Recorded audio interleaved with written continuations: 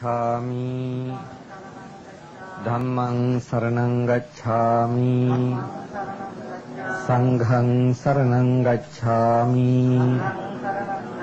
द्वितीयंपि बुद्धं शरणं गच्छामि द्वितीयंपि धम्मं शरणं गच्छामि द्वितीयंपि संघं शरणं गच्छामि तृतीयंपि बुद्धं शरणं गच्छामि तृतीयंपि धम्मं शरणं गच्छामि तृतीयंपि संघं शरणं गच्छामि पाणातिपाता वैरमणि सिक्खापदं समादयामि अदिन्नादाना वैरमणि सिक्खापदं समादयामि कामेषु मिच्छाचारा वैरमणि सिक्खापदं समादयामि मुसावादा वैरमणि सिक्खापदं समादयामि सुरामेरय मज्जपमादठाना वैरमणि सिक्खापदं समादयामि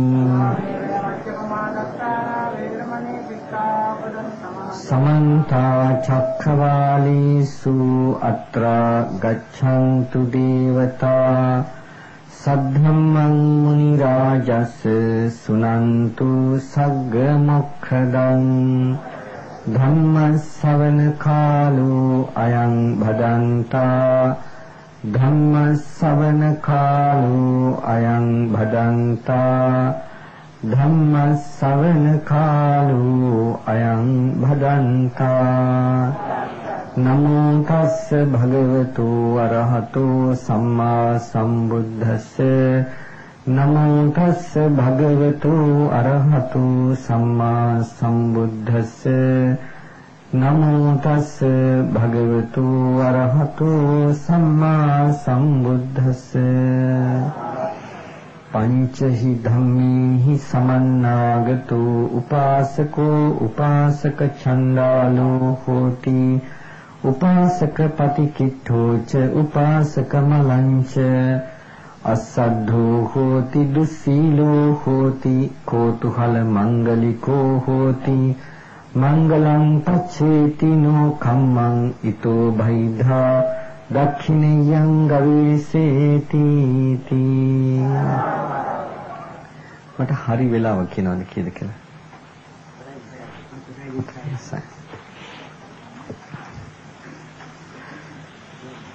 ගෞරවනීය හරි 14:20 ගෞරවනීය මහා සංඝරත්නයේ අවසරයි පින්වත්නි ධර්ම දේශනාවට නැවිත් බැරි කමට යාවේ ඊටාම සීමිත වෙලාවක් තියෙන්නේ මේ පිටුන් දන්නවනේ අවස්ථාව ඒ කියන්නේ මට විනාඩි 45කට වැඩි ගන්න පුළුවන් කම නැහැ සාමාන්‍යයෙන් පැය දෙකමාරක් විතර තුනක් විතර බණ කියද්දී ඒ ඔක්කොම කැටි කරන්න වෙලා තියෙනවා විනාඩි 45කට ඒකින්ද විස්තර කළා කියන්නේ මම කෙටියෙන් කියනවා කෙටියෙන් කියන දේ ඔයත් විස්තරව තේරුම් ගන්නට සිහිනුවන ඇතව මේ කියන දේ අහන්න බුදුහාමුදුරුවෝ උපාසක චණ්ඩාලය ගැන කියනවා. උපාසකයා කියන්නේ කවුද? තෙරුවන් සරණ ගිය තැනැත්තා.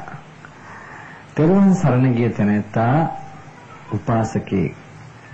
උපාසක චණ්ඩාලය කියනවා.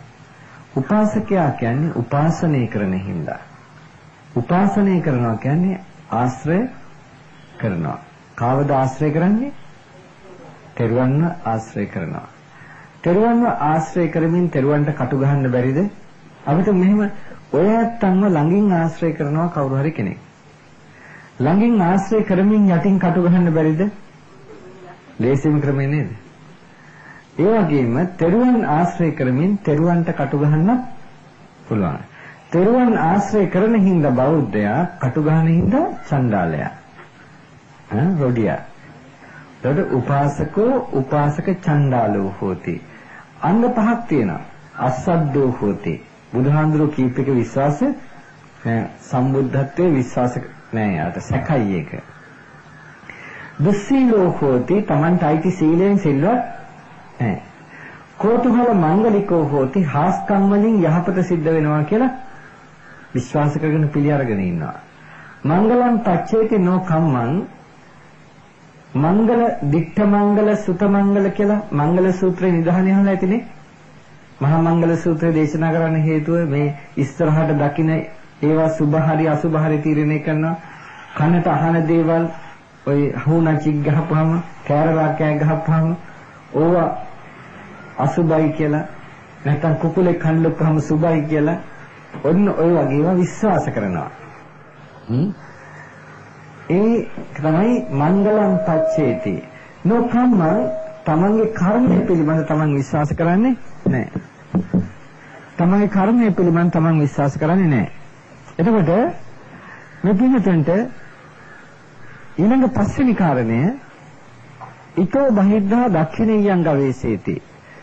පුද සත්කාර කරන්නට මේ ශාසනයෙන් බැහැර ඇතන් ඒ කියන්නේ යමෙක් යම් දෙයක් යම් කෙනෙකුට පූජා බුද්ධියෙන් පූජා කළා නම් ඒ කරන ලද පූජාව උසස් ආනිසංස ලබන්නට තරම් ශක්තිමත්කමක් තියෙන ඇත්ත මේ බුදු සසුනෙන් බැහැර ඉන්නවා කියලා සමහර එක නිකන් තමා වර්ණනා කර ගැනීමක් ගැන හිතන්න පුළුවන්.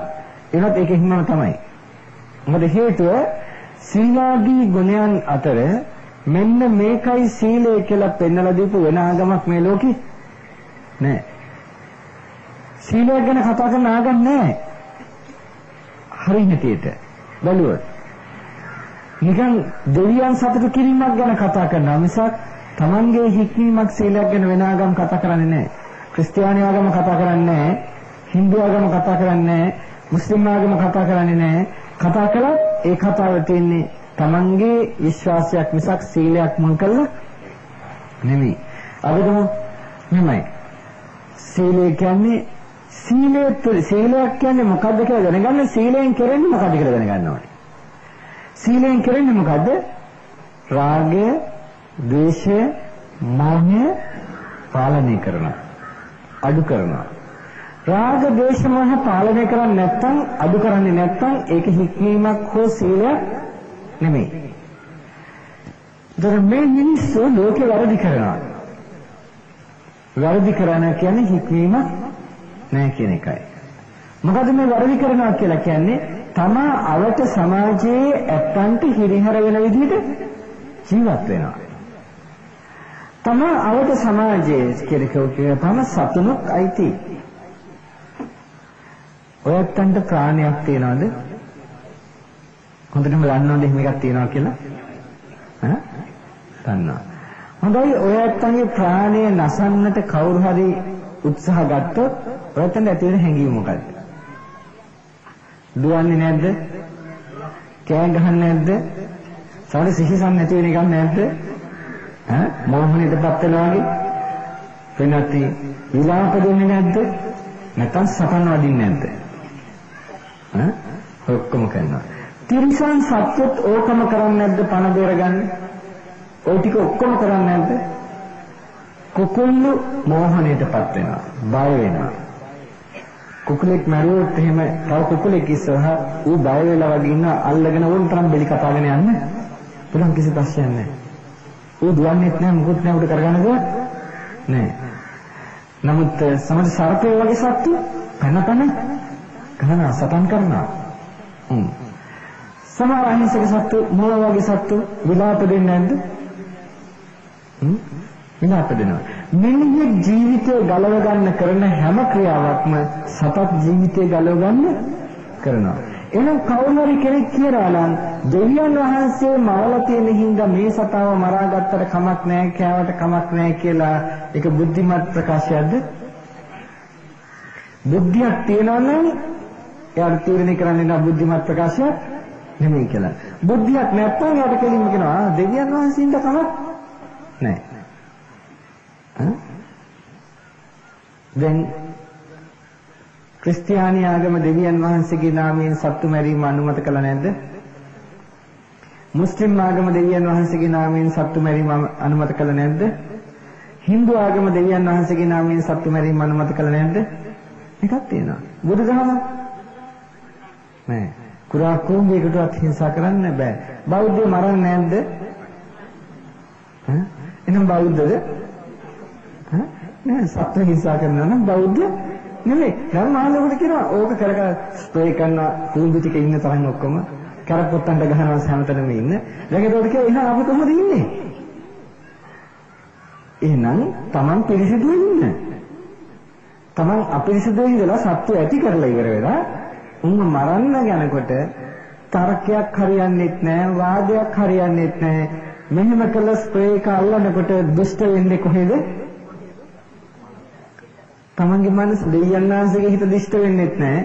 දෙයයන්ාංශ දුෂ්ට වෙන්නේත් නැහැ. වෙන කාටවත් දුෂ්ටත්වය ඇති වෙන්නේත් නැහැ. අර මරන්න නපුරු චේතනාව නපුරු සිත ඇති වෙන්නේ කාගාවද? Taman ගාව. එහෙනම් වාද කළ වැඩක් තියනවද? සාධාරණීකරණය කළ වැඩක් තියනවද? නෑ පින්නත්. තර්ක කරන්න පුළුවන්. මා තක්ක හේතු තර්කයෙන් ගන්න යන්න එපා.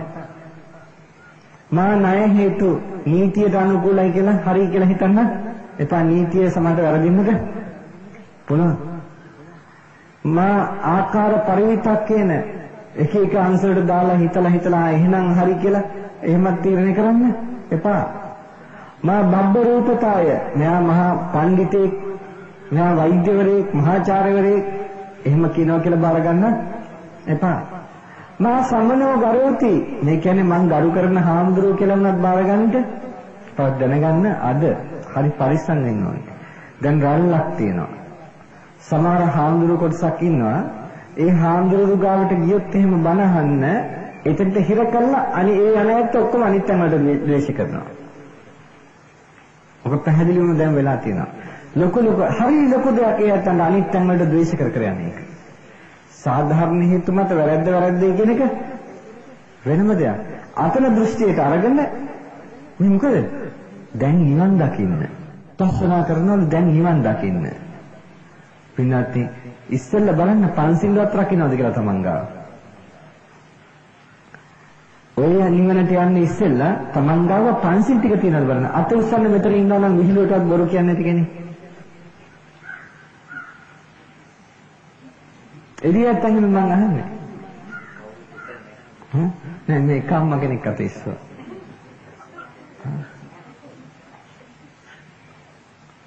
හොඳයි. මෙතන පුංචි වැඩි අර දුව. මට ඊට වඩා පොඩ්ඩක් ලොකු කෙනෙක් නැද්ද මේ හරිය? පුංචි පුතා අර පුතාගේ මම පුංචි ප්‍රශ්නයක් අහන්න උත්තර දෙනවා. පුතාගේ අම්මා ඉන්නවද නැත්නම්? ඉන්නවා. පුතාගේ අම්මා පුතාට විහිළුවට බොරුවක් කියයි. ඒ බොරුවෙන් පුතා රැවටෙයි. රැවටුනොත් ඒ බොරුව අනුව අම්මා විහිළුවට කියන බොරුව අනුව පුතා රැවටුනොත් පුතාට ලැජ්ජාවක් ඇති වෙයිද නැද්ද? ඇති වෙනවා. ඒක සිතට පීඩාවක් වේදනාවක් ගෙන දෙයිද නැද්ද? ගෙන දෙනවා. මම එතනින් එහාට අහන්නේ නැහැ පුතාගෙන්. හැබැයි දැන් අම්මට පුළුවන් ද තීරණය කරන්න මම මේ කියන විහිළුවට කියන බොරුවෙන් පුතාට ඇතිවන වේදනාව මෙපමණයි කියලා? බෑනේ. ඒකෙන් පුතාට ඇතිවන පීඩාව කොයිතරම් දුරට බලවත් වේද කියලා තීරණය කරන්න පුළුවන්ද? සමහරක් ළමයි ඔය අම්මලා දන්නේ නැති වුණාට හිතන්න බැරි හින්දා අම්මලාගේ පුංචි බොරුවෙන් ළමයි මානසික රෝගීන් වෙලා ඉන්නවා දැන් ගොඩක්. සමහර ළමයි ගොත ගහන්න පටන් අරන් තියන්නේ අම්මලා බොරු කියලා රැවටුවට පස්සේ. ඒක දරා ගන්න බැරුව. අනේ හිටිකම මේ හොඳට කතා කළා දැන් කතා කරන්නේ නැහැ මගේ ළමයා දැන් ගොත ගහනවා කියනවා නේද? අම්මා දන්නේ නැහැ කියලා ඔන්න ඕවෙන් ළමයා මානසිකව කඩාගෙන වැටලා එතනින් ඉඳන් ළමයා කතා කරන්නේ නැති වෙනවා. සමහර මෙහෙම වෙනවා. මම එක උදාහරණයක් කියන්න මේ සිද්ධිය අපේ පවුලේ ළමයෙකුට ඕස්ට්‍රේලියාවේදී වෙච්ච දෙයක්. පුංචි ළමයා ඉස්කෝලේ දැම්මා. සමානයක් විතර ඉස්කෝලේ ගියාට පස්සේ ළමයා බෑ කිව්වා යන්නේ. ඊට පස්සේ බලෙන් එක්කගෙන ගියා. අම්මා දකින්නවලු ළමයා ඉස්කෝලේ කාර් එකෙන් බහිනකොට ගිහිල්ලා මෙහෙම කරනවලු.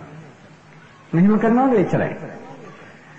ඉස්කෝලේ යනවා පාඩි වෙනවා කාත් එක්කවත් කතා නැහැ. ටීචර්ත් එක්ක කතා නැහැ ළමයිත් එක්ක කතා නැහැ. ඔක්කොම නිකන් මෙහෙම කරනවා එච්චරයි. අර අදිෂ්ඨානයක් කරන්නේ මං කතා කරන්නේ නැහැ කියලා. මාස ගණනක් ගියා ගුරුවරු අම්මා තාත්තා ගෙන්නවා. ගෙනලා කිව්වා මෙයාත් එක්ක වැඩ කරන්න බෑ මොකද කියලා හොයන්න කියලා. දොස්තරවරු ගාවට ගියා. ඉතින් හරි ගියේ නෑ. පස්සේ මම ගාවට එක්කන් ආවා. ඉතින් කතා කරන මම ළමයා ගෙදර කතා කරනවා. ඔව් කිව්වා. මම කියන්නේ ළමයට කතා කිරීමේ ප්‍රශ්නයක් නෑ එහෙනම්. එහෙනම් ඉස්කෝලේ මොකක් හරි ළමයට කතා නොකරන්න ප්‍රශ්නයක් වෙලා තියෙනවා. බලන්න ගිහිල්ලා ඉස්කෝලෙන් හොයලා දරුවාට යම් කිසි විදිහකින් ගුරුවරයා කතා කිරීමේදී පහරක් එල්ල කරලා තියනවාද? එක්ක තදින් සර වෙලා කතා කරනවට එමෙත තව මොකක් හරි පල් එකක් ගහලා නිකන් වචන වෙනස් වෙලා එක සෞතුවක් දාලා ඒ වගේ දෙයක් තියනවාද කියලා. පස්සේ ඒ අම්මා කියනවා ඉඳගෙන කොහොම හරි ඒ ළමයින්ගේ අතරේදී මොකක් හරි ඒ වගේ ප්‍රශ්නයක් වෙලා තියෙනවා. ඒ ළමයා ඒ හින්දා එක ළමයෙක් එක්ක කතා කරන්නේ ටීචර් එකට හරියට කටයුතු කරගෙන ඉඳලා ටීචර් එක කතා කරන්නේ නැහැ. ඊපස්සේ මම අහුවා කොහොමද ළමයාව අනිත් ඉස්කෝලේකට දැම්මා? ළමයාම කියනවා අනිත් ඉස්කෝලේකට දැම්මොත් මම කතා කරන්නම් කියලා.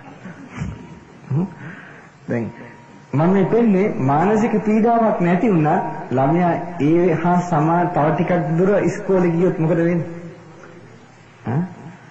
අන්න ඒවා ගෙදරින් ඕන තරම් එනවා. ඔය විතර නෙමෙයි ගෙදර අම්මයි තාත්තයි රණ්ඩු වෙන ඒවා. අනිත් යටිගිරියෙන් අම්මලා කෑ ගහන ඒවා සමහරට මිනිහත් එක්කලා රණ්ඩු වෙන වෙලාවට සමහර මිනිහා බීගෙන ඇවිල්ලා ගෝරි දා ගන්න වෙලාවට ඔව් ඔක්කොම හොඳට බලපාන ළමයින්ට. ඒක විශේෂයෙන්ම බොරුව ගැන හිතන්න. ඒකින්ද කොයි විදිහකින්වත් බොරුව කියන එකේ විහිළුවක් නැහැ. විහිළුවට හරි බොරු කියනවා නම් ගෑණියෙකුට බැයිද මිනිහව රවට්ටන්න? බැරිද? පුළුවන්. මිනිහට බැයිද ගෑණිව රවට්ටන්න? පුළුවන්. බුදුහාමුදුරු දේශනා කරනවා බොරු කියනවා නම් බොරු කියන තැනත්තාට නත්ති පාපං අකාරියං කරන්න බැරි පාපයක් නැහැ කිව්වා.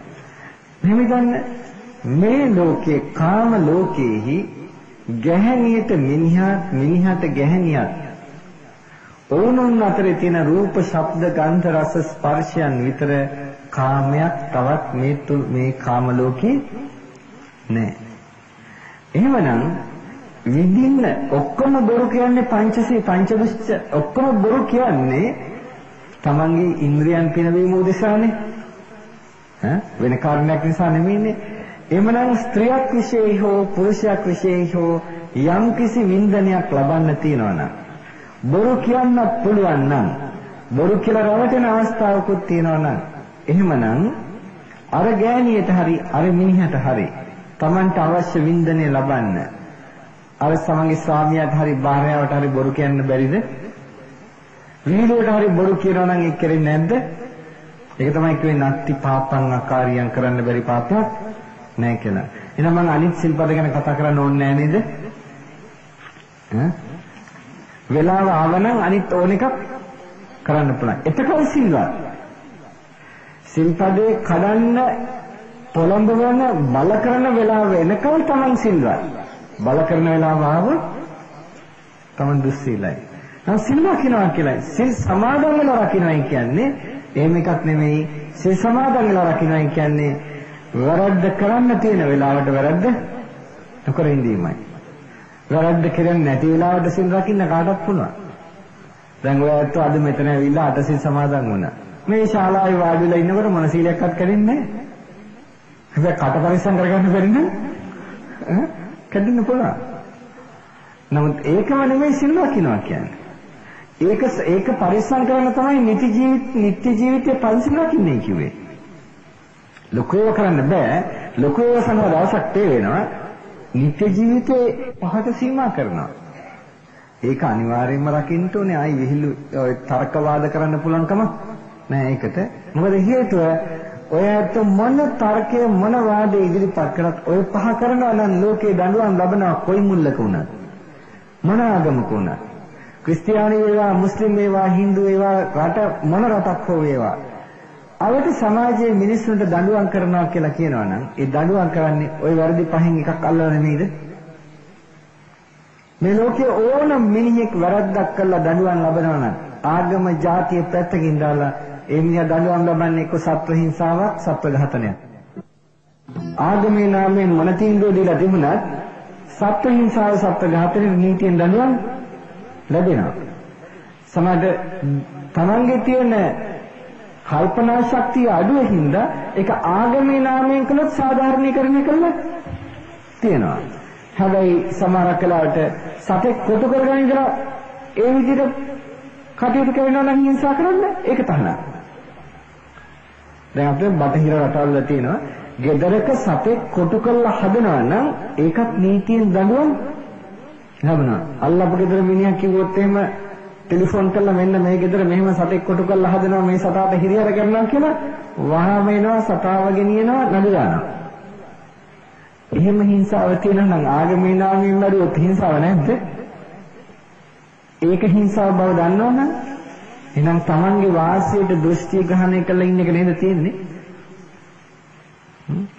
දැන් හොඳට හිතන්න ඒ විදිහට කරන වැරදි අතර ඊළඟ වැරදි තමයි මිනිස්සු කරනවා නම් අනුන්ගේ දේ ගැනීම, හොරකම් කිරීම.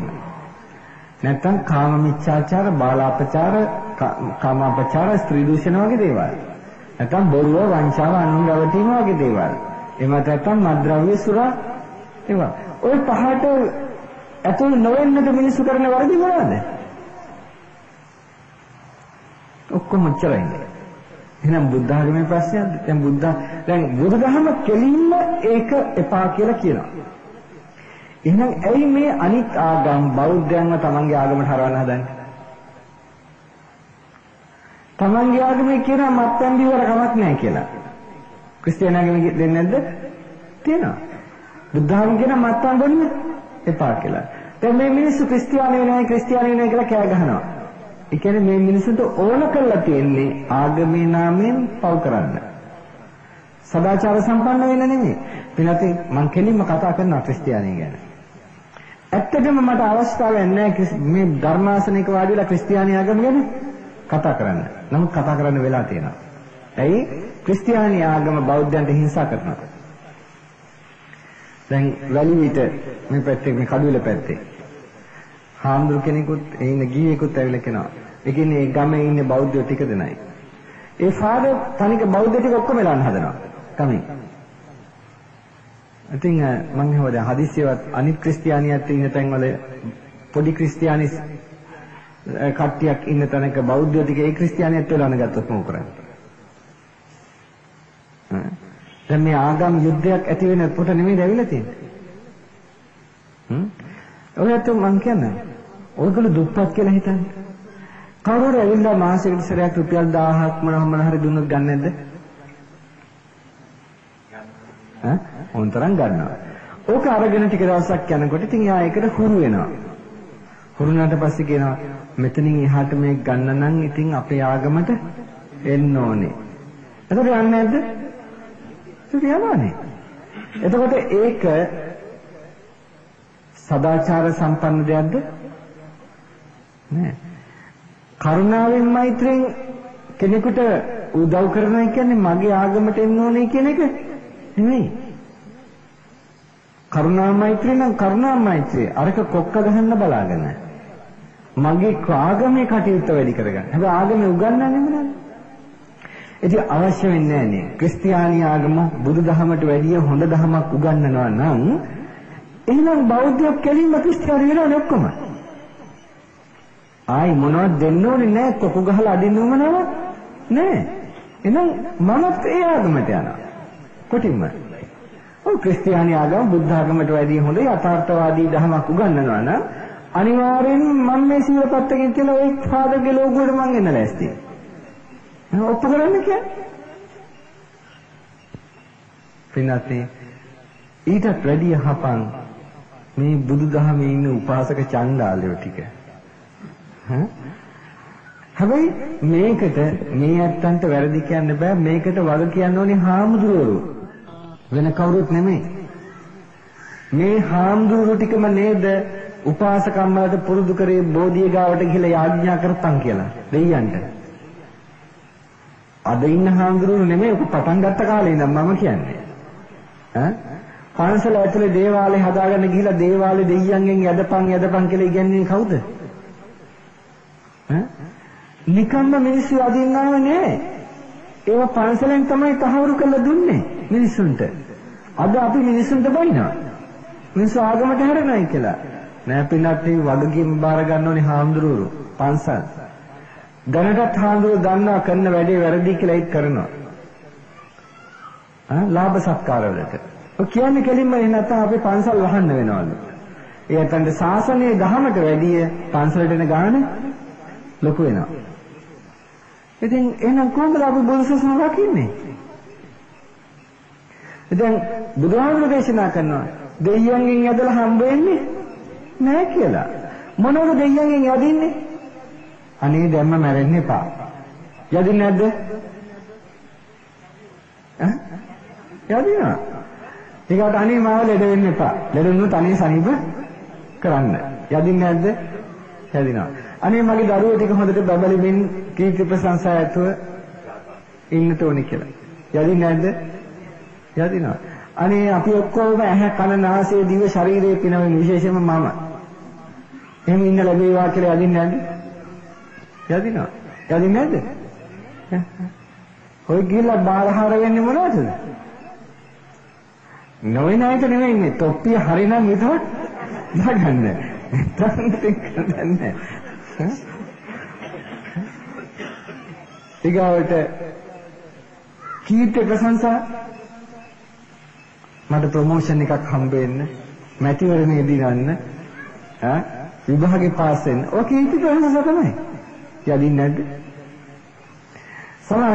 සමහර දිනා ප්‍රාර්ථනා කරනවා අනේ මැරිලා නරක තැනක උපදින්න එපා ඊළඟ ආත්මෙත් මට මේවා තව හොඳට ලැබේවා කියලා. ඒ ස්වර්ගය ආයුෂ වර්ණ සැප යස ස්වර්ගය.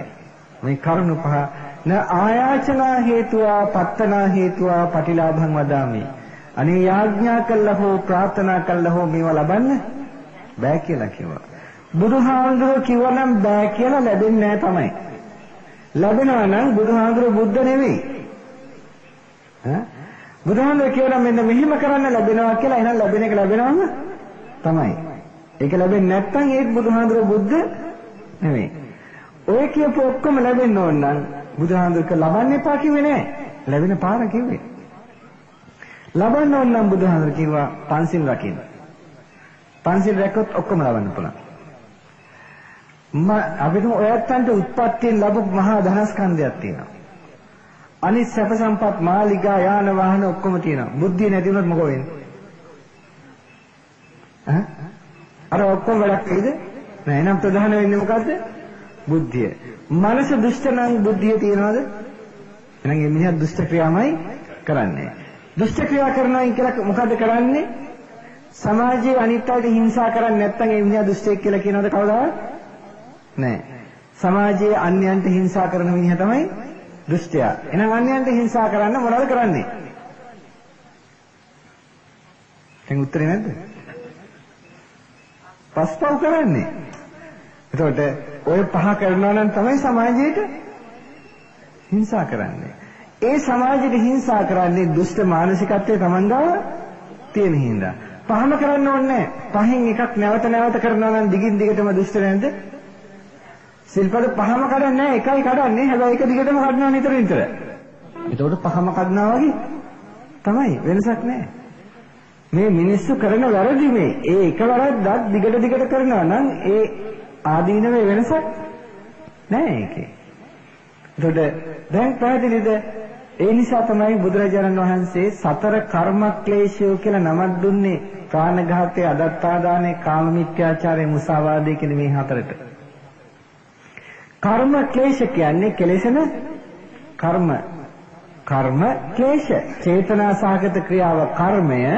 ක්ලේශ කියන්නේ ඒකෙන් මනස අපිරිසිදු වෙනවා. එතකොට කර්ම ක්ලේශ වලින් මනස අපිරිසිදු වෙනවා නම් ඒ කියන්නේ දුෂ්ට කර්මය නිසායි මනස අපිරිසිදු වෙන්නේ. එතකොට සිතීමේ ශක්තියට මොකද වෙන්නේ? දුෂ්ට මානසිකත්වයේ තියෙන කිලුට මනසක් තියෙන කෙනාට පැහැදිලිව හිතන්න පුළුවන්ද? බෑ. සිතීමේ ශක්තිය මොට වෙච්චහම බුද්ධියට මොකද වෙන්නේ? මොට වෙනවා. එහෙනම් බුදුහාමුදුරුවෝ කිව්වා සැප ලබන්න ඕනේ නම් ඕවා තීලා හරියන්නේ නැහැ. ඒවා පාවිච්චි කරන්න බුද්ධියකුත් අවශ්‍යයි.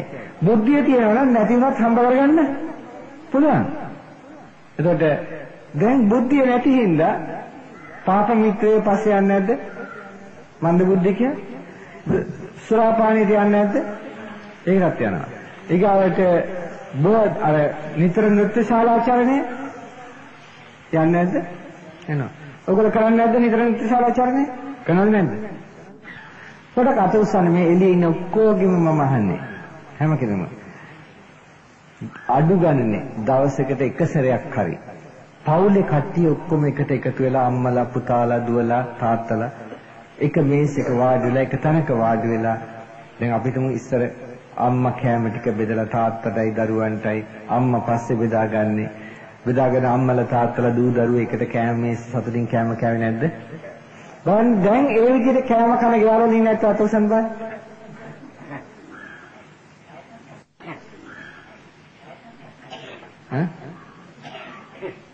හොඳයි ඒ අත උස්සපු ඇරෙන්න අනිත් ඔක්කොම මහ මුස්පේන්තු කාලා කන්නේ જાතියක්.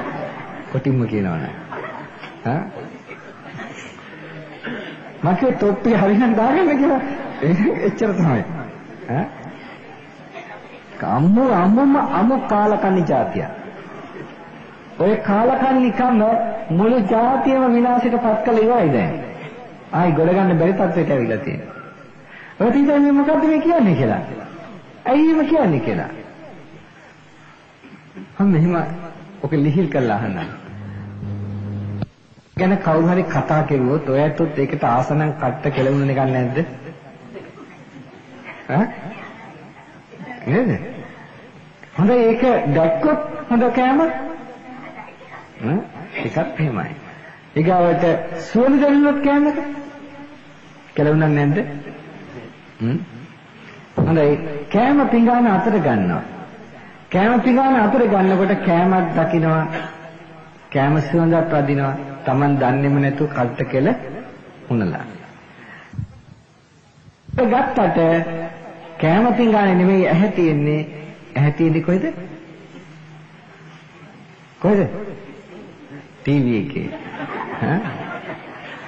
දැන් ගිලින්නේ කෑමද? ටීවී එක ගිලින්නේ. හරි? දැන් ටීවී එක ගිලගෙන කැම ටික කඩට දානවා. හරියට අනනවද? නෑ. හරියට අනන්නෙත් නෑ. හරියට හපන්නේ නෑ. එතකොට ආහාර රුචිය ඇති වෙන්න හේතුවක් තියනවද? නෑ. කිසිම හේතුවක් නෑ ආහාර රුචිය ඇති වෙන. රුචිය තියෙන්නේ කොතෙන්ද? රූපවලට. දැන් එහෙනම් කටේදී Tamanට අවශ්‍ය අර ආහාරය දැනිලා ආහාරයට ඒ රුචිය ඇවිල්ලා ගඳෙන් සුවඳෙන් වගේ දැකීමෙන් ඒ විදිහට රුචිය ඇවිල්ලා කටට කෙලවුනලා ඒ ඇති කරන එන්සයිමයන් කියන්නේ එන්සයිමයන් හරියට ලැබෙන්නේ නැති වෙනවා. නැති වෙනකොට හපන ආහාරය හරියට හපන්නෙත් නැහැ. ඊට පස්සේ දිවට හරියට රස දැනෙනවද? නෑ. දිවට හරියට රස දැනෙන්නේ නැත්නම් ඊට අනුරූප මොළයට ලැබෙන සංඥාව ලැබෙන්නේ නෑ. සංඥාව ලැබෙන්නේ නැති වෙනකොට ආමාශයේ ජීර්ණ යුෂ ගලාගෙන ඒම දුර්වල වෙනවා. ආමාශයේදී ආහාරය හරියට පෝෂණය ජීර්ණය වෙන්නේ නෑ. ඒකල ඔයාලට දන්නවද ඊට වැඩිය භයානක දෙයක් සිද්ධ වෙලා තියෙනවා කියලා උතන. දොස්තර මහතුරු කියන්නේ ඒවා. ඔය රූපවාහිනිය බලාගෙන ඉන්න හැම දෙයකම තියෙන රාග, ద్వේෂ, මෝහ නෙමෙයිද?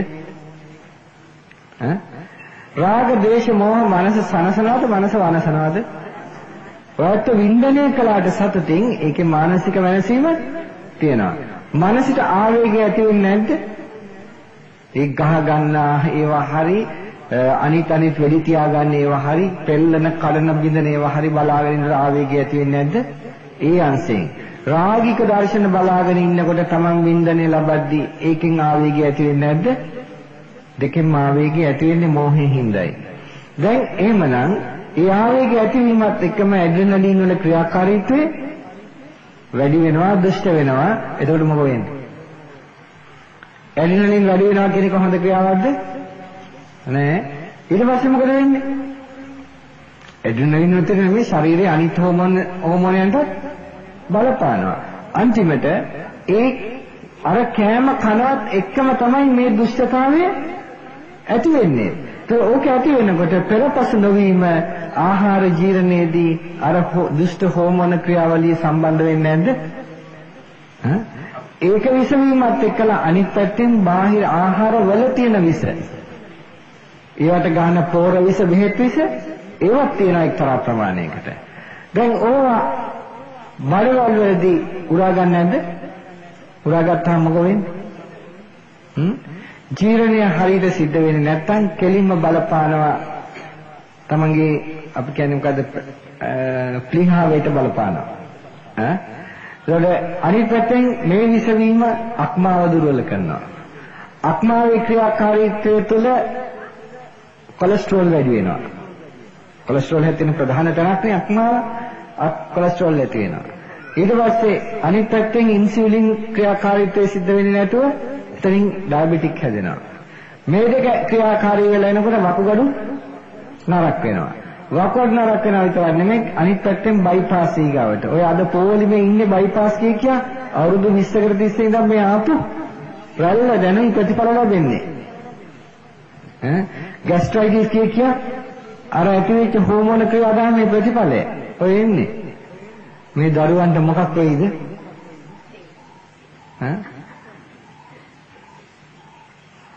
පින්වත්නි එකයි කිව්වේ අමු කාලකන්ණි జాතියක් කියලා. කරුණා කළා කැම ටික කනකොටවත් ඒක පවුල එක්ක එකතු වෙලා එකට කැම ටික කන්න ඒ වෙලාවෙවත් කැම ටික කන්න තියාගන්න. අම්මලා තාත්තලා දුවද නැත්නම් මොකද්ද ඒ කාලකන්ණි ජීවිතේ තේරුම හරි අම්බ කරන.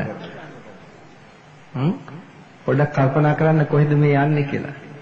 ඔක්කොම කර මන්ද බුද්ධිකත්වේ නෙමෙයිද ඔය? ඉස්කෝලේ යනවා ඉගෙන ගන්නවා ඒවා ඉගෙනීම වෙනින් එකක් උගත්කම බුද්ධිය තවත් එකක්. ඉගෙනීම තිබුණාට වැඩක් නැහැ බුද්ධිය නැත්තම් ඉගෙනීම කොහේයිද දන්නේ නැහැ. අපිට ඉන්න උගත් ඕන තරම් හැබැයි බුද්ධිමත්තු ඕනිකමයි. බුද්ධිමත් වෙන්න පුළුවන් අම්මා තාත්තට වැඩිය ওই පුංචි දරුවා. එයා බුද්ධිමත් වෙන්න පුළුවන්. වයස ප්‍රශ්නයක් නැහැ ඒකේ. දැන් බලන්න ඒ සෙල්ලම් කරන පුංචි ළමයි නවත්ත ගන්නවමලා. පින්වත්නි දැන් තව කොච්චර දවසක් ඔක් කරන්න බලාපොරොත්තු වෙනවද? අත ඔක්කොම සෙල්ලම් කරන්න පුළුවන් අවුරුදු 20යි තව. ඔය හාමුදුරුවන්ට ඔක්කොම හැංගිලා වකුටු වෙලා ඉන්න හාමුදුරුවෝ ඉන්නේ බයේ. ඒ හාමුදුරුවන්ටයි ගැතිකම් කරන හාමුදුරුවන්ටයි ලාභ සත්කාර වලට කට පියාගෙන ඉන්න හාමුදුරුවන්ටයි ඔක්කොටම ඉන්න පුළුවන් නේ තව අවුරුදු 20යි. ලියලා තියන්න ගිහිල්ලා මේක වෙන්නේ නැද්ද කියලා බලාගන්න. ඔබ දන්නවද මට විස්තර කරලා කියන්න මම කෙටියෙන් කියන්නම්. දැනට පහුගිය ජනසංගණනය පිට දුන්නේ නැත්තේ ඇයි? ඒකේ ප්‍රතිඵල භයානකයි. ඒ ප්‍රතිඵල දැනගත්තා නම් මේ රටේ ඊට වඩා විශාල ගැවි ගොඩක් දැනට ඇති වෙලා. දැනගන්න ඕනේ ඒක දැනගත්තා නම්. නමුත් මයිගාව තියනවා ඒක.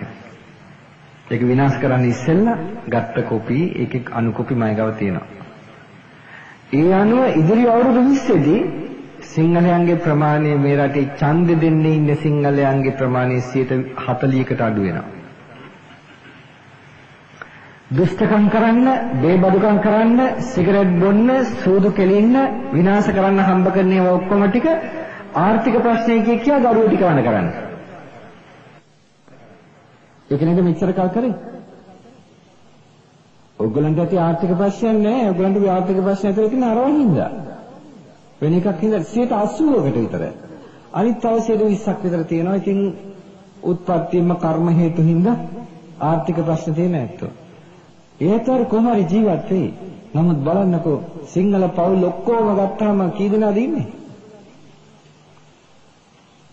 අවුරුදු 50ක් තිස්සේ වඳ කරපු ප්‍රමාණය බලන්න කොච්චරද කියලා කවුද වඳ වෙලා තියෙන්නේ කියලා.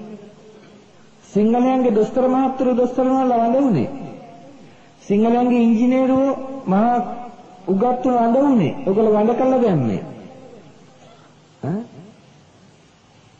දරුවා කියන කෙනා කවුද කියලා තේරුම් ගත්තේ නැහැ. කවුද දරුවා කියන්නේ කියලා. පුත්තා වත්තු මනුස්සානම් කියලා බුදුහාමුදුරුවෝ කිව්වට බෞද්ධයන්ට දරුවා සාපයක් වුණා. දැන් ඉන්න කාලකන්ණි ගෑනු කියන්නේ නැද්ද? අනේ දෙන්නේ හම්බ වෙනකොටම කියන්නේ නැද්ද? අනේ මීට වැඩිය නම් බෑ කරදරයි කියලා. කියන්නේ නැද්ද? අවුරුදු 10ක් හදපු අම්මලා අවුරුදු දරුවෝ 10ක් හදපු අම්මලා දරුවෝ 20ක් හදපු අම්මලා කවදාවත් කියනවද කරදරයක් කියලා? නෑ කවදාවත් කිව්වෙත් නෑ කියන්නෙත් නෑ තාත්තලා කියන්නෙත් නෑ. පින්වත් මං එහෙමයි අම්මලාට කිව්වට අම්මලා නෙමෙයි වැරදිකාරයෝ. කවුද? කවුද වැරදිකාරයෝ? ගෙදර කාලකන්ණි මිනිහා වෙන එකෙක් නෙමෙයි. දෙන්නමත් වෙනවනේ සමහර විට. ඔව් දෙන්නම දැනගන්න ඕනේ. හැබැයි ඉතින් ගෑණිට ඕන වුණත් මිනිහා බේබක් ගන්න මොකද කරන්නේ? මොකද සාමාන්‍යයෙන් ගෑනු දරු සෙනෙහස දන්නේ නැත්තෝ කවදාවත් දරුවෝ එපා කියන්නේ නෑ. එහෙනම් දැන් මේ රනිල් වික්‍රමසිංහ මහත්මයා මේ රට ප්‍රභාකරන්ට බාර දෙන්නේ ගැන අපි කරදර වෙන්න ඕනේද? මොන විහිළුවටද කෑ ගහන්නේ? රටකුත් ඕනේ නැත්තම් ආගමත් ඕනේ නැත්තම් ජාතියත් ඕනේ නැත්තම් සංස්කෘතියක් සදාචාරයකුත් ඕනේ නැත්තම් බලන්නකො පන්සල් අඳගෙන ඉන්න ඇඳුම් ටික දිහා. අද පොයේ දවසේ. තියනවාද සදාචාරය සංස්කෘතියක් මොකක්ද? පොයේ දවසේ පන්සල් බලන්න අර මහානායක හඳුරන්ගේ ආදාහනයට එනවා පොලිමේ. දැන් ඔක්කොටම සුදු රෙදි අඳලා අරින්නේ. ඇතුලේ. කළු හැට්ට ඇඳනම් ගන්නවා පෙරවන් එකක් සුදු එකක්. කළු සාය ඇඳනම් අඳින්න එකක් දෙනවා.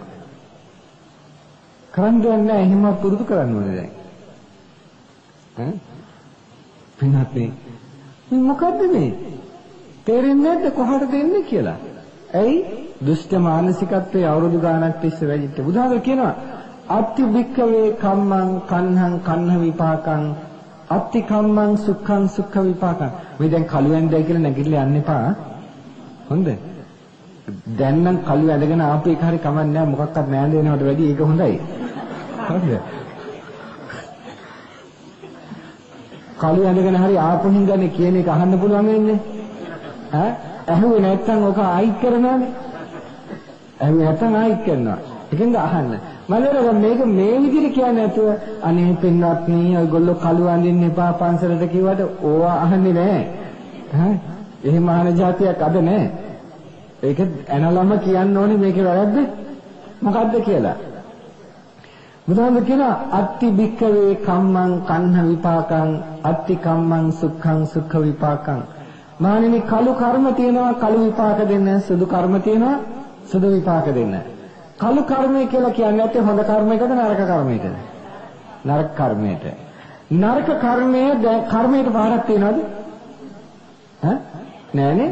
එහෙනම් නරක කර්මය කියලා කළු කර්මයේ සුදු පාටින් නරක කර්මය කියලා ඒ අකුසල කර්මය කළු පාටින් පෙන්වන්න කරා. මනෝ පුබ්බංගමා ධම්මා මානසික ප්‍රශ්න. මනස පෙරටු කරගෙනයි කර්ම තියෙන්නේ. එහෙනම් කළු අඳින මානසික කළු කර්මය කළු අඳිනවා නම් ඒ මනස මොකද්ද? කළු මානසිකත්වයක්. කළු මානසිකත්වයේ වර්ධනය වීම ඔයත් හිතාගෙන හිට අපිට එහෙම නැහැ කියලා ඔයත්ගේ සමාජයේ ගෙදර ස්වාමියා රූපවාහිනිය අහන කියන දේවල් වැඩ කරන තැන්වල ඔය හැමතැනදීම ඔයගොල්ලන්ගේ ඇති කරේ මානසික දුෂ්ට බව නෙමෙයිද? ඔයත් බණක් දහමක් අහන්නේ පොයකට පන්සල් යන්නේ නැහැ, සීල් සමාදන් වෙන්නේ නැහැ, පන්සිල් රකින්න උත්සාහයකුත් නැහැ, ඒව ගැන හිතන්නෙත් නැහැ. කෙලින්ම මුළු දවස පුරා මානසිකත්වයේ කොහෙද තියෙන්නේ? දුෂ්ට භවයේ. ඕක හොඳට මොලේ ගන්න ඔයගොල්ලෝ දන්නේ නැති උනාට. ඒකේ ක්‍රියාව එළියට දැමීම තමයි නේ සිද්ධ වෙලා තියෙන්නේ. පුදුම දෙයක්. බලන්න කොච්චර දෙයක්ද කියලා එක මාසකින් රූපවාහිනියේ එක මෝඩ නිවේදිකාවකට පුළුවන් වුණා ලංකාවේ ගෑනු ඔක්කොටම කළු අඳින්න. ඒ කියන්නේ වයසක අම්මලා හරි මම දන්නවා වයසක අම්මලා ඇඳේ නැහැ. මෙහෙමයි සමස්තයක් වශයෙන් මේ කිව්වහම මේක නම් 90%කට වැඩියම ඇඳා. මම කලින්ම කිව්වා තොප්පිය හරියන්නේ දාගන්න කියලා කතා කරනවා. ඒ කියනවා මේක නැත්තම් ප්‍රශ්නේ නැහැ. එච්චරයි නැත්තම් නිශ්ශබ්ද වෙන්න. හොඳයි. දැන් හිතන්න එහෙනම් රූපවාහිනියට එහෙම කරන්න පුළුවන් උනේ ඔය ඇත්තන්ට හොඳ නරක හිතා ගන්න බැරි වෙච්ච හින්දා නේද? ඔයගොල්ලෝ එයා කියන එක තමයි හරි කියලා හිතුවේ. රූපවාහිනිය තුලින් එක පෞකාරයකට මුළු සමාජයේම පෞකාර සමාජයක් බවට පත් කරන්න පුළුවන් මන්ද බුද්ධික සමාජය තුළ. පොඩ්ඩක් හිතන්න. ඒකට එහෙම කියපුවම කියනවා දැන් පන්සලට කළු අඳින්න එපාම කියනවා. බුදුහාඳුරෝ එහෙම කළු අඳින්න එපා කියලා නැහැලු. බුදුහාඳුරෝ කළු අඳින්න එපා කිව්වේ නෑ. මොකද එදා මිනිස්සු එහෙම කළේ නෑ. ඒකින්ද අන්ත බුදුහාඳුරෝ කොහොමටවත් කියලා තියනද ඇඳුමක් ඇඳගෙන ඉන්න කියලා තියනද? එහෙනම් ඉතින් බුදුහාඳුරෝ එහෙම කියලා නැති හින්දා එන්න වඳින්නෙත් නැතුවම.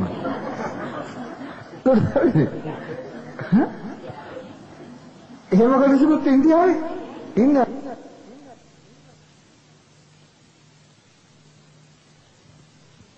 අපි තුමු ඔය ඉතින් 90ක් ඇඳගෙන යයිද මගුල් ගෙදරක?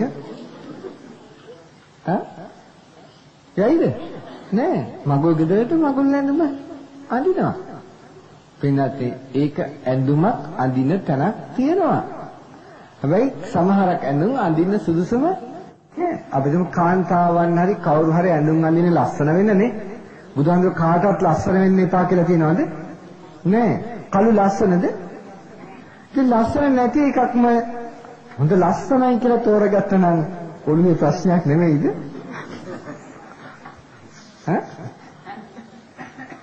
ආයි මගෙත් එක වාද කරන්න එපා, තර්ක කරන්න එපා. මොකද ඒකට ඔය ඇත්තන්ට අහු වෙන්නේ නැහැ. මොකද හේතුව මේක කිලුටුයි. ඉතින් පින්නත් හොඳට හිතා ගන්නට ඔය දැන් අපි ඉන්න තත්ත්වේ. දැන් ඔය පාවා දීලා ඔය තවදුරටත් කරනවද? එහෙනම් දැන් මේ පන්සල ඒකයි මට කියන්න ඕනේ. මේ පන්සලෙන් දැන් එපා. දැන් ඔස්සේ. හරි. මේ ගෙනියන්න දැන් ඕනේ. දැන් මේ පන්සලෙන් පිටවෙල යනකොට අද පොයේ දවසේ පිටවෙල යන්න මගේ සසුන වෙනුවෙන්, මගේ ජාතිය වෙනුවෙන්, මගේ දරු පරපුර වෙනුවෙන්. පින්නත් අපි ජනාධිපතිවරන්ට එනවා කිව්වට ඕක කරන්න බෑ. ඔය ඇත්තු පව්කාරයෝ නක්. ඒක කරන්නේ ඉස්සෙල්ලා ඔය ඇත්තු සිල්වත් වෙලා ඉන්නට ඕනේ. ඔය ඇත්ත පන්සිල් රකින්න පිරිසක් වෙන්නට ඕනේ. දැන් මේ සමිතියක් එකතු වෙලා මේ කරන්නේ. ඔය සමිතිය එකතු වෙන්න මම ඔයත්තන්ට කියනවා ඉස්සෙල්ලා ඔය ඇත්ත පන්සිල් රකින්න ලෑස්ති වෙන්න. 100ක් රැකෙන්නේ නැති වෙන්න පුළුවන්. රකින්න උත්සාහ ගන්න පිරිසක් වෙන්න. මට අවශ්‍ය එච්චරයි මේ ධර්ම දේශනාව තුළින්. පන්සිල් ටික රකින්න උත්සාහ ගන්න. මේ විදිහට කියන්නේ රිදෙන්න රිද්දලා හරි මේ කියන්නේ මේක කරගන්න ඕන හින්දා. නැත්තම් කවදාවත් අපිට නැගී හිටින්න පුළුවන් කමක් නැහැ. ඔයත් පන්සිල් ටික රකින්න උත්සාහ ගත්තේ නැත්තම් කවදාවත් පරපුර වර්ධනය වීම සිද්ධ වෙන්නේත් නැහැ. දරු පරපුර බුද්ධිමත් වෙන්නේත් නැහැ. නිරෝගී වෙන්නේත් නැහැ. ඕගොල්ලොත් මැරිලායි, ජාතියක් වඳ වෙලා යයි. එතකොට සසුනත් ඉවරයි. ඒකද කරන්න ඕනේ. ඒක කරන්න ඕනේ නම් ඔය යන ගමන හොම්බම යන්න. බේරෙන්න ඕන නම් එහෙනම් කරන්න බැරි දෙයක් නෙමෙයි කියන්නේ. එහෙනම් මේක කරන්න. සංවිධානය වෙන්න. ඔය ඇත්ත හරියට සංවිධානය වුණා නම් පන්සලත් එක්ක එකතු වෙලා එහෙනම් ඔය ක්‍රිස්තියානියත්තන්ට මෙහි කරක් ගන්න හම්බෙන්නේ නෑ පින්නත් නේ. ක්‍රිස්තියානියත්තු ජීවත් වෙන්න ඕනේ. අපිත් ජීවත් වෙන්නට ඕනේ. ඒ ඇත්තත් ආගම අදහන්න ඕනේ. අපිත් ආගම අදහන්න ඕනේ. නමුත් යම් කිසි කෙනෙක් ඇවිල්ලා සල්ලි දීලා මිනිස්සුගේ දුප්පත්කම පාවිච්චි කරලා ඒගොල්ලන්ට උදව් කරන එකේ නාමයෙන් ආගමට හරව ගන්නවා නම් බෞද්ධයි කියලා ඉන්න පිරිසට ඒක රිදෙන්නේ නැද්ද? ඒක රිදුනොත් කෝලහල ඇති වෙන්නේ නැද්ද සමාජයේ? හැබැයි බෞද්ධයි කියලා ඉන්න පිරිස අරගලන්ට ඉඩ දීලා නිකන් ඉන්නවද? නිකන් ඉන්නත් බෑ. අපිත් මොකක් හරි එහෙනම් කරන්න ඕනේ ඒකට. ඒක ක්‍රිස්තියානි ආගමට විරෝධය පෑමක් නෙමෙයි. ඒ කරන ඇත්තන්ට විරෝධය පෑමක්. ඒක. මොකද අපි යන්නේ නැහනේ කාගේවත් අත්‍යත්ව හරවන්නට. එහෙනම් අපිත් පටන් ගමු. ඒගොල්ලන්ගේ ගෙවල් වලට ගිහලා පටන් ගන්න. මොකද අපි පටන් ගත්තොත් අපිට පුළුවන් ඒගොල්ලන්ගේ ආගමත් එක්කලා තර්ක කළාම කඩලා දාන්න. ධර්මයෙන්ම හරවන්න පුළුවන් ආයි පගා දෙන්න උමනාවක් නෑ අපිට. කිසිසේත්ම එන්න කියන්නේ ඉන්න ලොකු ඇත්තන්ට ආගමේ හයිය තියනවාද කියලා පෙන්නන්නේ. ධර්මයේ ශක්තියක් තියනවාද කියලා පෙන්නන්නේ එන්න කියන්නේ. ඒක ඔක්කොම කඩලා ඉවරයි අතීතයේදීම. ඔය පාන්දරවදී එන්නේ නැහැ. දැන් ඒක දන්නා අය ඇත්තෝ. දැන් අපි කීපවරක් අඬ ගැහුවා. එන්න කෙලින්ම. ඒක ෆාදර් කෙනෙක් නෑ ඒක දැනෙන්නේ කෙලින්ම කියලා තියෙනවා. අනේ අපි ගිහිල්ලා මොනව කතා කරන්නද කියලා. ඒ ෆාදර් කෙලින්ම කියලා තියෙනවා අපි ගිහිල්ලා මොනව කතා කරන්නද කියලා. ඒක ඉතින් අර තමන්ගේ අර පරම්පරානුගතව ආවා. ඒක දන්නවා හැබැයි මේකේ අර්ථයක් නැහැ කියලා එනොත් කියාව වශයෙන් කරපුවා ඒක. අන්තිම දැනගන්න ඔයයන්ට වෙන්නේ නැති වෙන්න පුළුවන් අහිංසක දුප්පත් පරම්පරාවල් දුප්පත් පවුල්වල ගම්මානවල සිද්ධ වෙන්නේ මොකද? කරු ගත්තට පස්සේ ගිහලා කුකුල් පැටව ටිකක් දෙනවා. ඌර පැටව ටිකක් දෙනවා. එතන ඉඳන් පව්කාරයෝ තමයි පරම්පරාවල්ම. ඊට පස්සේ කිඳ බේර ගන්න ගිහලා කියන්න. එහෙම නැත්නම් පින්නත් ඔය හැරෙන අය ඉන්නවනේ මුළු සමාජෙම එකතු වෙන්න. එකතු වෙලා කියලා දෙන්න අහන්න නැත්නම් සමාජයෙන් කොම් කරන්න වසලේ කෙරෙට. උපාසක චණ්ඩාලේ කම්මනා වසලෝ හෝති කම්මනා හෝති බ්‍රාහ්මණෝ. යා රොඩියෙක්. මේ සමාජයේ ගැවසෙන රොඩි පවුල ඒකයි. තාන්නමාන වලට ලාභ සත්කාරට ආගමට ගියා නම් එයා තමයි ඒ රොඩියා. එනම් පින්නත් නේ හොඳට කල්පනා කරන්න දැන් අපි මොකද කරන්න ඕනේ කියලා. ඒක කර පන්සල් ටික රකින්න ආරක්ෂා මතක තියාගන්න. අවුරුදු තරංගින්ගේ ඉඳන් සුද්ධ මේ රට දාලා යනතෙක් ක්‍රිස්තියානිට ගියේ 4.5යි. අවුරුදු 450කට ආසන්න වශයෙන් අවුරුදු 100කට එක්කෙනෙක් ගිහිලා තියෙනවා. එහෙනම් අවුරුද්දට එක එකක් ගිහිලා නැහැ. ඒ ගියේ ලාභ සත්කාර සඳහා මිසක් බුද්ධ ආගමට වැඩිය ක්‍රිස්තියානි ආගම හොඳින්ද නෙමෙයි. ඒකින්ද දැන් ඉන්න ක්‍රිස්තියානියත් කල්පනා කරන්න අතීතයේ ඔයගොල්ලන්ගේ කවුරු හරි ඒ වැරද්ද කළා. ඒ නිසා අද ඔය ඇත්ත වැරදි දෘෂ්ටියකට ඇවිල්ලා ඉන්නවා. ඔය ඇත්ත පොඩ්ඩක් බුදුදහම දෙක ආගම් දෙකම ඉගෙන ගන්න. ඉගෙනගෙන ඔය ඇත්ත හිතන්න බලන්න මොකද්ද දර්ශනය හරියක කියලා. සදාචාරය උගන්වන්නේ මොකද්ද දුරාචාරය උගන්වන්නේ මොකද්ද කියලා ඔය ඇත්ත ඉගෙන ගන්න. ඉගෙනගෙන තමන්ගේ යහපත පිණිස තීන්දුවක් ගන්න දෘෂ්ටිය එල්ලීලා ඉන්නේ නැතුව. දැන් මං කිව්වද බුද්ධ ආගමට එන්න කියලා? නෑ. මම බුද්ධ ආගමට එන්න කිව්වේ නෑ. මං කිව්වේ තමන්ගේ යහපත පිණිස තමන් තීන්දුවක් අරගන්න තමන්ගේ ආධ්‍යාත්මය ගැන හිතලා. ඉතින් දැන් ඇති මං ඔන්න දැන් කියන්න ඕන ටික ඔක්කොම මං කොටින්ම කිව්වා වැත්තන්ට. මේ ටික කරුණා කළා. කියලා අනිත් පැත්තන්ට කියන්න. හැමතැනම කියන්න. යාළුවන්ට කියන්න. කියලා සමාජයකට නගන්න ඉදිරිපත් වෙන්න කමන්නේ. ওই ක්‍රිස්තියානියත්තුත් එකතු කරගන්න. ආගම ක්‍රිස්තියානි තියාගන්න කියන්න පන්සිල් ටික රකින්න කියන්නේ අපි සිංහලයෝ. මේ රටේ වැසියෝ. මුස්ලිම් වුණත් මේ රටේ වැසියෝ. මේක ඒ කාගේත් රට දැන් ඒක වෙනස් කරන්න පුළුවන් කම නෑ. ඒ නිසා රටවැසියන් පුරවැසියන් වශයෙන් සදාචාර සම්පන්න පිරිසක් උනේ නැත්නම් අපි ඔක්කොම ඉවරයි. එහෙනම් අවුරුදු 30ක් යන්නේ ඉස්සෙල්ලා ඔයගොල්ලන්ගේ අද ඉන්න ළමයි ටික ඔක්කොම වලිසිංහ ආරච්චිලාගේ මොහමඩ් ලෙබ්බෙලා තමයි මේ පැත්තේ ඉන්නේ ඇත්තෝ. වෙන කවුරුත් නෙමෙයි. ඊට පස්සේ මේ පන්සල් ඔක්කොම බිම. ඒවා ඉතුරු වෙන්නේ නැහැ. මේ ටික දැන් හොඳට හිතා ගන්න. හිතාගෙන අගුන්දර කඳුරු කරගන්න, ගුණධර්ම වඩා සිටවා ගන්න, පන්සිල් රකින්න අදිෂ්ඨාන කරන්න. මහානායක මාහිම්පාණන් වහන්සේ මේ ජීවිත කාලය පුරාම උත්සාහ ගත්තේ ඔන්න ඔය ටික කරන්න. ඒ වුණාට ජනතාව ඒක හිතුවේ නැහැ. මොකද මහානායක හඳුරු බොහොම මටසිලිතු භාෂාවෙන් කිව්වේ. ඒකින් තමයි මම තීරණය කළේ ගෝලයා වශයෙන් ටිකක් සර භාෂාවකින් කියන්න ඕනේ කියලා. මම දැනගත්ත මහානායක හඳුරුගේ පාර දිහා බලලා ඒ පාර නම් සාර්ථක වෙන්නේ නෑ. මේ මිනිසුන්ට ඇනලා කියන්න ඕනේ. හැබැයි ඒකේ ප්‍රතිඵල තියෙනවා. ඒකින්ද මම දන්නවා ඒක ප්‍රතිඵල තියෙනවා.